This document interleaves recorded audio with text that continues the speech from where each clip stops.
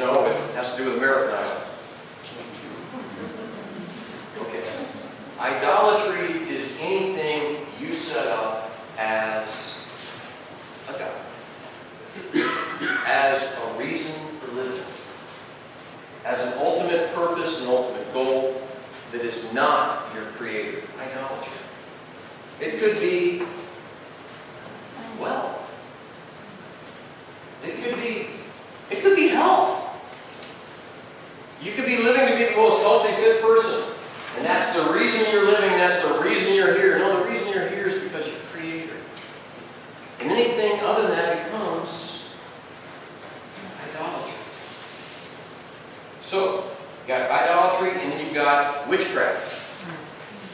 Witchcraft. Now, this is hard for us to understand because we try to be distant from witchcraft, even though we really dig into October 31st.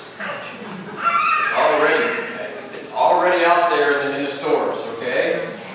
But I'm not going to. That's not what we're talking about. Witchcraft is the fact if you believe in an unseen world, and there's an unseen world.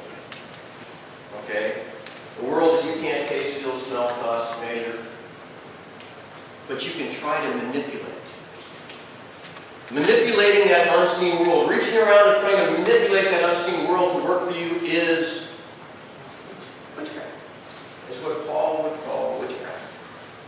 Spells, incantations, fetishes.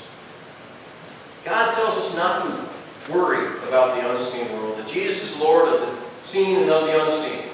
We're just not supposed to worry about it. Let alone try to manipulate it for your own workings, for your own ambitions, for your own desires. Now, Paul says part of our sinful nature. And it's ours. We would like to have the edge over something. We would like to have a lucky something. Right?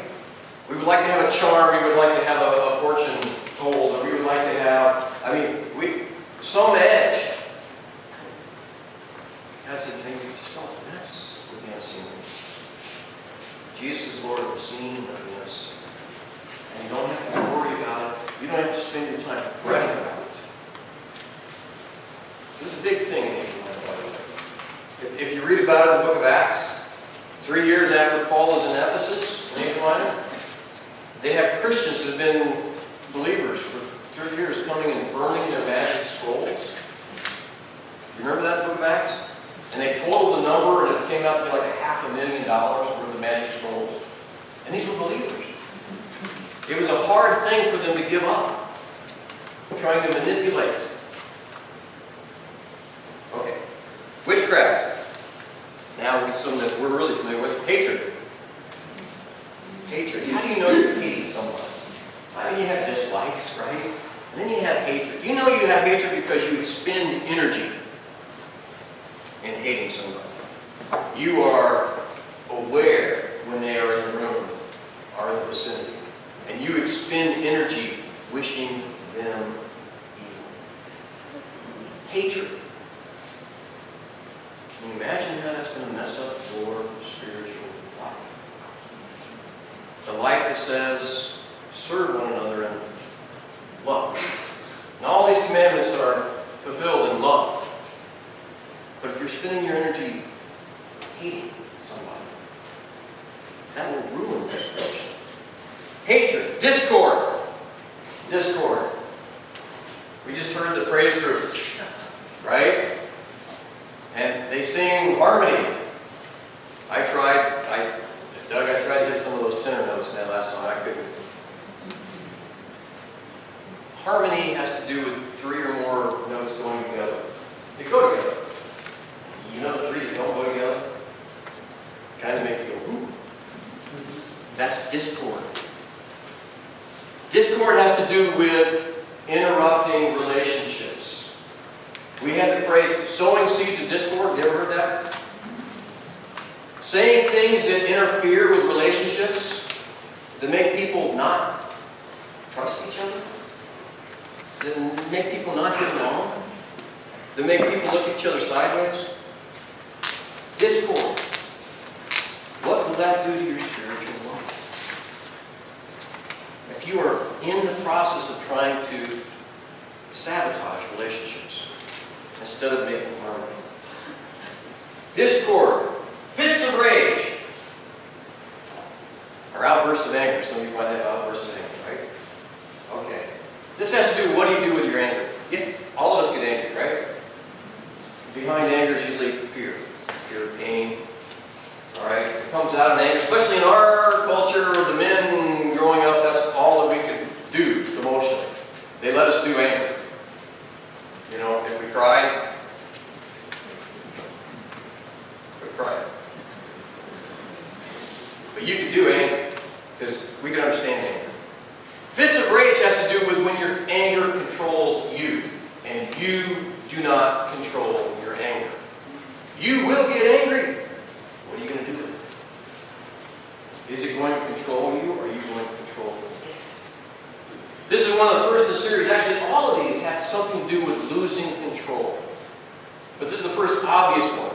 When you lose control to your anger. Okay. Hatred, discord, jealousy. Wait a minute. I skipped jealousy before, didn't I? I wonder why.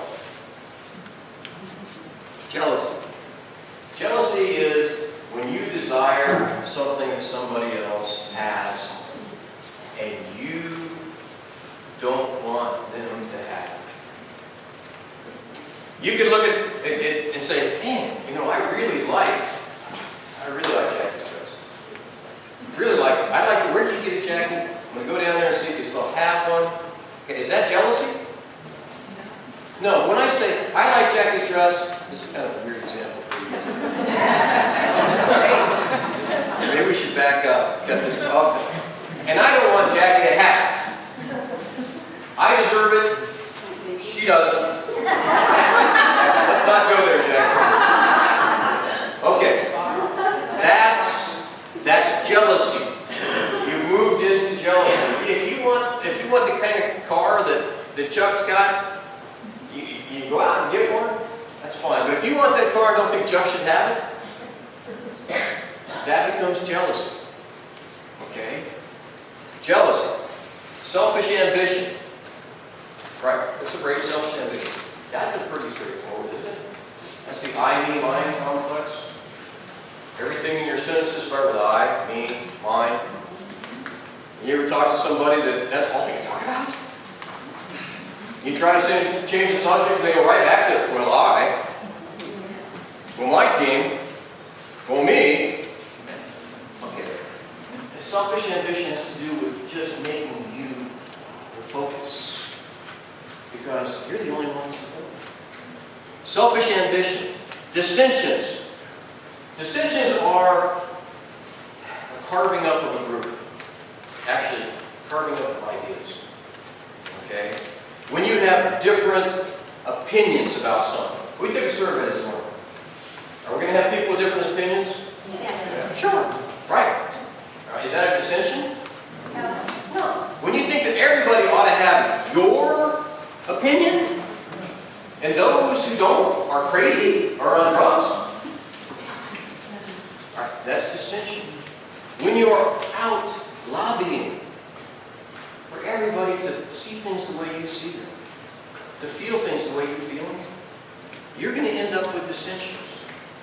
When you're trying to take the unity of a group, a unity especially of a group of people who are trying to follow Jesus, and you try to carve them up somehow,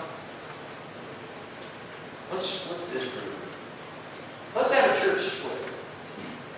Let's talk about who believes in the virgin birth and who doesn't. Let's talk about who we should baptize and who we shouldn't. Who we should fellowship with and who we shouldn't. And you know what you're going to end up with? Dissensions. Which leads to the next one, which are factions. A faction is an identifiable group. I'm with Gary on this one. I'm against those guys over there. I agree with him, and I'll stick with him. How many times have you experienced this in your spiritual life? How well has that gone in helping you grow spiritually?